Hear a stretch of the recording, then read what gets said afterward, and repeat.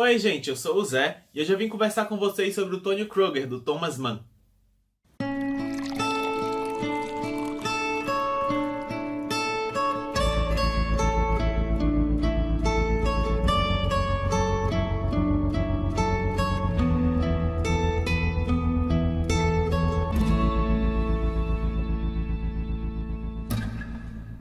Essa novela foi publicada pela primeira vez em 1903, quando Thomas Mann tinha apenas 25 anos. O Tony é um adolescente de, eu acho, que mais ou menos uns 14 anos, que de repente ele se descobre profundamente apaixonado por um colega de classe dele chamado Hans Hansen. Mas esses dois rapazes, o Tony e o Hans, eles são bem opostos, tanto de forma física quanto intelectual. O Hans é aquele rapaz bonito, de modo nórdico.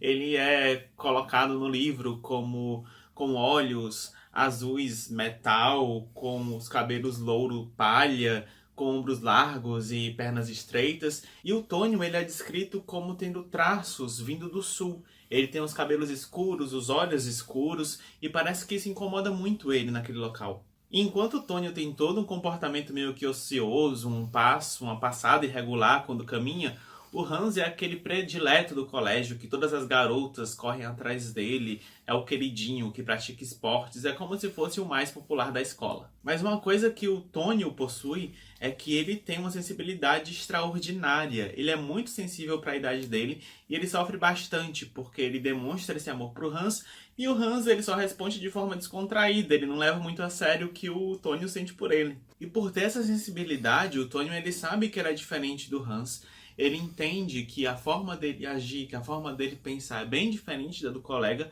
mas ao mesmo tempo ele não tenta se incluir nesse meio. Ele sabe que o jeito dele é aquele, então em vez de preferir andar a cavalos, praticar esportes, ele prefere admirar os cavalos e admirar também os esportistas, de outra forma que não é muito esperada para aquela época. Então essa característica do Tônio, essa diferença, essa dualidade que ele possui tanto do Hans como também vai possuir de algumas outras pessoas, é muito forte nesse livro. A dualidade vai estar sempre presente. E por conta dessa sensibilidade extraordinária, o Tony ele vai ter, como eu já falei, outros interesses. Então ele às vezes vai tirar notas baixas na escola porque ele não vê uma necessidade extraordinária em estudar aquilo.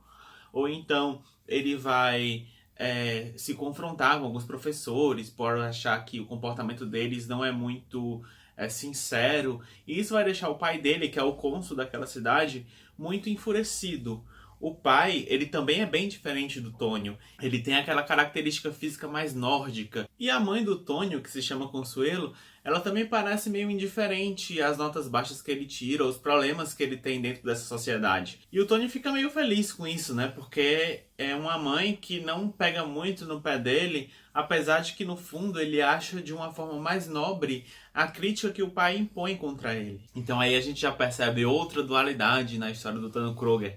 Porque ele tem essa mãe que vem do sul, esse primeiro nome, Tônio, que parece com homenagem a Antônio, que é um avô dele, alguma coisa da parte da família da mãe, e o Kruger, que vem do pai, que é o nórdico, que ele tem que se encaixar na sociedade e fazer aquelas coisas para que o pai se orgulhe dele. Então a gente vai acompanhar nesse texto outras diversas dualidades que através desse personagem, o Tony, que o Thomas Mann vai colocar dentro da história. Dualidades do tipo artista, burguesia, arte e vida, intelecto e natureza, indivíduo e sociedade. E não menos importante, também vai ter a dualidade quanto à orientação sexual do Tônio. Porque o Tônio vai ser aquele personagem que vai ter uma luta entre dois mundos para encontrar sua própria sexualidade. Porque ao mesmo tempo, enquanto ele tem essa paixão homossexual pelo Hans, logo no início, no decorrer do tempo, acho que com 16 anos, um pouco mais velho, ele vai ter um interesse heterossexual por uma garota que ele vai conhecer numa aula de dança. Mas o interessante é que tanto a garota quanto o Hans, eles têm características muito próximas. Os dois têm esse aspecto bem nórdico e a forma deles serem tratados e a forma que eles são admirados pela sociedade parece que fazem com que o Hans queira se aproximar deles. Isso me lembrou muito Bentinho, de Dom Casmurro, que ele também parece que também tem um desejo pelo Escobar por ser muito parecido com a Capitu. E outra coisa que eu também me lembrei bastante foi do Homem do Subsolo, do Dostoiévski, porque o Hans, ele divaga muito na obra, e eu também achei esse personagem com algumas coisas parecidas com O Homem do Subsolo, do Memórias do Subsolo do Dostoiévski. O Tonio ele vai sempre se autoafirmar de que ele não é nenhum cigano, apesar de ninguém dizer que ele é um cigano ou que ele parece um cigano, mas parece que ele tem um preconceito com ele mesmo pelo físico dele, por ele não parecer um nórdico, por ele ter herdado esses traços da mãe que vem do sul, que a gente não sabe que sul é esse. E outra coisa também é que tem momentos que o Tonio se mostra completamente desiludido pela sociedade, mas de repente é como se essa desilusão ela fosse uma força que faz com que ele crie arte, que ele cresça como artista. E ao mesmo tempo que ele tem essa desilusão, parece que ele começa a amar a sociedade. E tudo isso é muito confuso, tem muita dualidade nessa novela. E para quem conhece a história do Thomas Mann, parece que essa obra ela é até meio autobiográfica, porque a mãe do Thomas Mann ela era brasileira, então seria como a mãe vinda do sul. A morte do pai do Tonio parece que foi muito parecida com a morte do pai do Thomas Mann, e o que ele fez depois da morte também se encaixa um pouco. Não foi confirmado se realmente foi uma obra autobiográfica, mas tudo sugere que sim. Essa edição aqui não tem só a novela do Tonio, também tem A Morte em Veneza. Isso é muito legal, porque as duas obras elas casam bem.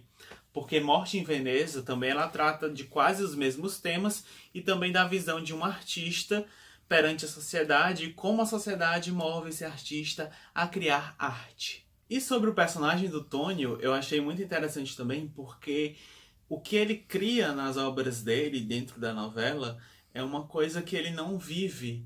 Então ele tem uma falta de vivência com as outras pessoas, ele tenta se isolar, ele busca ir para outro lugar da Alemanha para ficar longe das pessoas, e ao mesmo tempo que ele se coloca fora da realidade, ele consegue criar as histórias que emocionam pessoas que estão dentro da realidade. Então é muita viagem. E eu acho que essa obra ela tenta meio que encontrar uma reconciliação desse artista que vive fora da realidade com a realidade existente. E quando essa novela foi lançada, ela sofreu muita crítica, dizendo que era muito sentimentalismo na obra, que o Thomas Mann estava meio drama queen. E eu acho que o Thomas Mann ele até concorda nisso em algumas entrevistas, mas não dá pra gente negar a importância dessa obra e o quanto ela é boa. Então eu indico esse livro pra vocês, ele é rapidinho de se ler e ele traz essa mensagem assim de que quando você tem consciência, de quando você é mais sensível para perceber as coisas, você acaba sofrendo mais um pouco, mas que esse sofrimento que você tem pode ser uma força geradora para você seguir em frente ou criar coisas e se sentir bem com isso. Então, se vocês gostaram do vídeo, comentem aqui embaixo o que é que vocês acharam da obra, se já tiverem lido. Não se esqueçam também de nos seguir nas redes sociais, que vão aparecer daqui a pouco. E até a próxima. Tchau!